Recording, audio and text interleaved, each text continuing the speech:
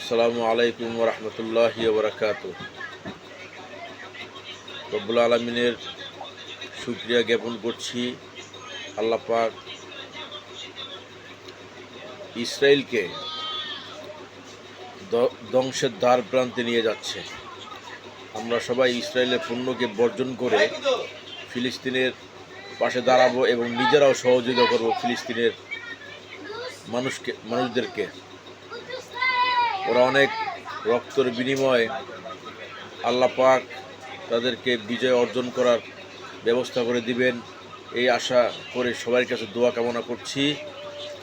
ফিলিস্তিনিদের পাশে দাঁড়িয়ে তাদের জন্য দোয়া করি, আর যারা নিহত হয়েছেন তাদের জন্য আমরা একবার সূরা ফাতিহা, 3 বার সূরা ইখলাস, 11 বার দুরূদ শরীফ পাঠ করে তাদের রূহের মাগফিরাত কামনা করে দোয়া করি।